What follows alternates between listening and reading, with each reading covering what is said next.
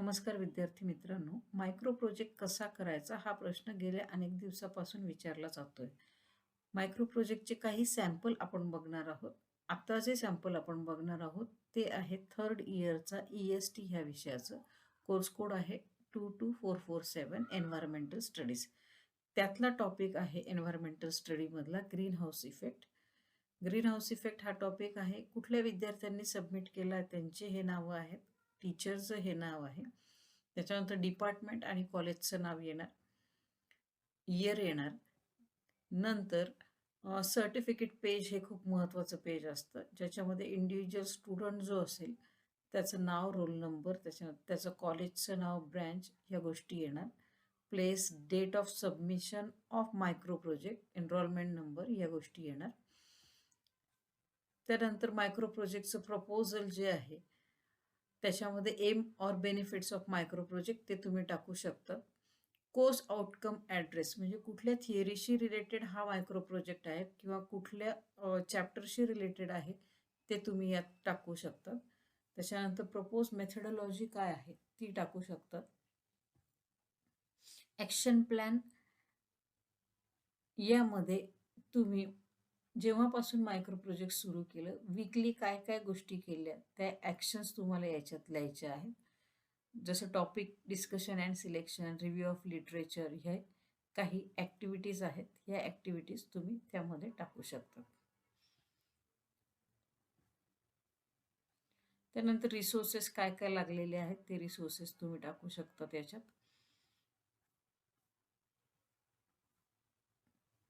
Purpose of micro project, what is the purpose, mechanism of climate, then volcanic eruption. These are all topic related to greenhouse effect. Change in land and ocean floor topography, global water cycle, atmospheric circulation, then greenhouse gases, which are different greenhouse gases. इथे M किंवा benefits, course outcome, achieve ते दिलेले आहेत. त्याच्यानंतर literature review, कुठलं literature याच्यासाठी वापरलेलं आहे. त्यानंतर mechanism of green house effect, actual resources कुठले वापरलेले आहेत, आउटपुट ऑफ मायक्रो प्रोजेक्ट, आणि हे प्रेझेंटेशन जे तुम्हाला शेवटच्या टप्प्यामध्ये प्रेझेंटेशन द्यायला लागतं. त्या PPT इथे इन्क्लूड केलेल्या आहेत. What is green house, example of greenhouse, then process of greenhouse. What is this phenomenon? It is explained here. It is related to earth, that is trap energy, mechanism of greenhouse effect. Which are the greenhouse gases? 4 major greenhouse gases. Presentation तुम्हाला द्यावं लागू शकेल शेवटच्या आठवड्यामध्ये. त्याच्यासाठी तुमच्याकडे slides असल्या पाहिजे. Impact of green house and conclusion. यानंतर आपण आणखी एक एक्झाम्पल बघणार आहोत मायक्रो प्रोजेक्ट कसं केलं पाहिजे. आता आपण मायक्रो प्रोजेक्टचं एक दुसरं सॅम्पल बघणार आहोत. केमिस्ट्रीचं micro project, basic science chemistry first सेमिस्टरसाठी हा जो सब्जेक्ट आहे त्याचं एक मायक्रो प्रोजेक्ट. टॉपिक आहे conductivity, to collect different materials such as metals and non metals also and differentiate between them. Course outcome जे आहे ते तुम्हाला लिहायचं आहे. त्याच्यानंतर ॲक्शन प्लॅन जो आहे तो वीकली ॲक्शन प्लॅन. 1 ऑक्टोबरपासून कॉलेज सुरू झालेलं होतं. 1 ऑक्टोबरपासून तुम्ही कुठल्या कुठल्या गोष्टी केल्या ते तुम्हाला वीकली लिहायचे आहेत आणि कुठल्या पार्टनरने त्याच्यामध्ये त्याचं काय कॉन्ट्रीब्युशन आहे ते लिहायचं. त्याच्यानंतर रिसोर्सेस कुठले कुठले यूज केले ते रिसोर्सेस तुम्हाला इकडे लिहायचे आहेत. त्यानंतर पुढे आहे मायक्रो प्रोजेक्टचा रिपोर्ट कसा लिहायचा आहे.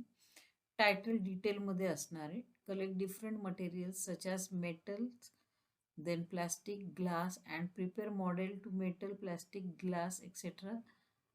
To differentiate between good and bad conductor. Then what is aim of project? Write down 5 to 6 sentences. Then aim or benefit of micro project. Then course outcome, literature review. Then actual methodology follow, तुम्ही कुठली method follow केलेली आहे, तिच्या काही steps तुम्हाला इथे लिहायच्या आहेत. ॲक्च्युअल रिसोर्सेस तुम्ही कुठले वापरलेले आहेत ते लिहायचं इकडे. आउटपुट ऑफ मायक्रो प्रोजेक्ट, काय आउटपुट आहे किंवा स्किल काय डेव्हलप झालेले आहेत त्या पण तुम्हाला इकडे लिहायचे आहेत.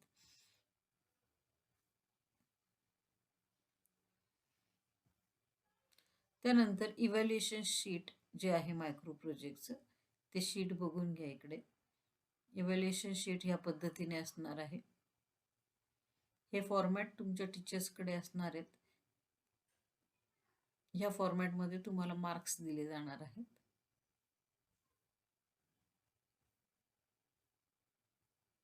Evaluation sheet. प्रेझेंटेशन जे तुम्ही देणार आहे, प्रेझेंटेशनच्या वेळेसचं तुमचे जे मार्क्स आहेत ते या पद्धतीने काउंट होणार आहेत. Presentation and viva base. टीचर्सचे काही कमेंट्स वगैरे असतील तर ते इकडे दिले जातील. त्यानंतर मायक्रो प्रोजेक्टमध्ये कंटेंट काय आलं पाहिजे. तुमचा टॉपिक कंडक्टिव्हिटी आहे, त्यामुळे कंडक्टिव्हिटीची डेफिनेशन आली पाहिजे. त्यानंतर पुढे इम्पॉर्टन्स ऑफ कंडक्टिव्हिटी, कंडक्टिव्हिटीचे काय इम्पॉर्टन्स आहे ते आलं पाहिजे. त्यानंतर गुड कंडक्टर म्हणजे काय त्याचे एक्झाम्पल, बॅड कंडक्टर म्हणजे काय त्याचे एक्झाम्पल्स. हे एक्झाम्पल्स जे आहेत ते तुम्हाला एका छोट्या लॉक अँड सीलच्या बॅगमध्ये टाकून ते मायक्रो प्रोजेक्टला लावणं पण गरजेचं असेल. जसे इथे गुड कंडक्टरचे सॅम्पल्स लावलेले आहेत बघा, असे सॅम्पल्स तुम्हाला लावायचे. Gold, silver, aluminium, copper, iron, हे सॅम्पल तुम्ही लावू शकतात. त्यानंतर बॅड कंडक्टरची डेफिनेशन, त्याचे एक्झाम्पल बॅड कंडक्टरचे, त्याचेही सॅम्पल तुम्ही अशा पद्धतीने लावू शकतात. प्लास्टिक, ग्लास, वूड, वूल,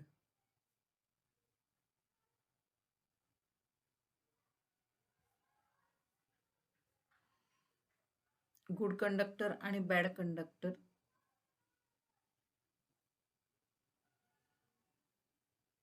त्याचा डिफरन्स आणि रेफरन्स कुठले वापरले हे सगळं तुम्ही यामध्ये इन्क्लूड करू शकता.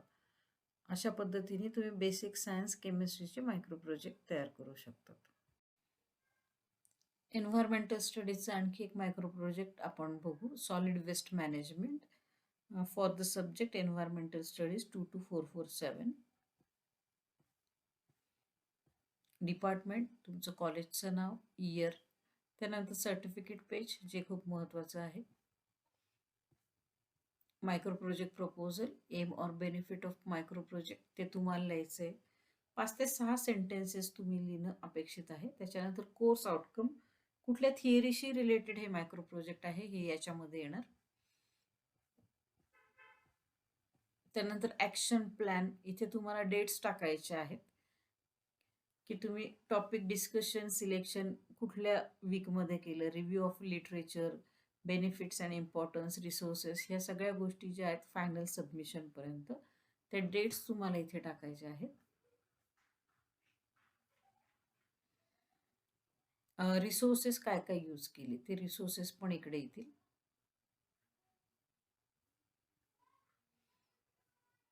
मायक्रो प्रोजेक्ट रिपोर्ट जो आहे तो या पद्धतीने तुम्हाला तयार करायचा आहे. What is the purpose of micro project, त्याच्यानंतर course outcome, literature review, mechanism of solid waste management, तुमचा जो टॉपिक आहे तो इकडे सुरू होणार, mechanism of solid waste management, त्याच्याशी रिलेटेड जी थिअरी आहे. Introduction, what is solid waste management, ते इंट्रोडक्शन येईल. 7 ते 8 सेंटेन्समध्ये तुम्ही ते लिहू शकतात किंवा 10 सेंटेन्सपर्यंत लिहू शकतात. 10 मार्क असणार आहेत एन्व्हायरमेंटच्या मायक्रो प्रोजेक्टला. ॲब्स्ट्रॅक्ट, ॲब्स्ट्रॅक्टचे साधारण 10 ओळी तुमच्या असू शकतील. What is solid waste management? आधीच्या डिस्पोजलच्या मेथड काय होत्या त्या पण त्याच्यामध्ये येऊ शकतात, त्याच्याशी रिलेटेड इन्फॉर्मेशन.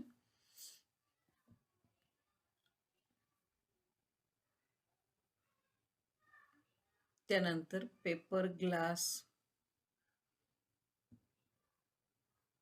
प्लॅस्टिकचं डिस्पोजल जे आहे, ऑर्गॅनिक वेस्ट जे असेल तर त्याचं डिस्पोजल कसं आहे हे त्याच्यामध्ये येईल. Solid waste management showing effects on environment, त्याचे इफेक्ट्स काय काय आहेत हे तुम्ही थोडक्यात सांगू शकता. 1 page is sufficient. Then which are the different types of solid waste management? Municipal solid waste, then hazardous, industrial waste, agricultural waste, biomedical waste.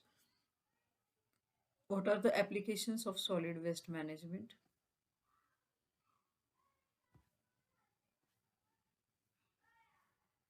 Importance काय आहेत सॉलिड वेस्ट मॅनेजमेंटचे ते पण यात तुम्ही टाकू शकता. Advantages and disadvantages of solid waste management. तुमचा जो टॉपिक असणार आहे त्याच्याशी रिलेटेड इन्फॉर्मेशन तुम्हाला 5 ते 6 पेजेसमध्ये द्यायची आहे मायक्रो प्रोजेक्टमध्ये. आणि शेवटी conclusion.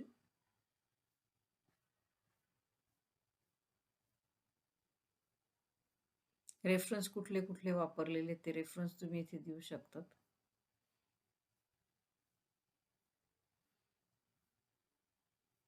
Skill develop, practical skills, त्याच्यानंतर कॉग्नेटिव्ह डोमेन, अफेक्टिव्ह डोमेन हे तुम्ही टाकू शकता यात ॲप्लिकेशन ऑफ मायक्रो प्रोजेक्ट.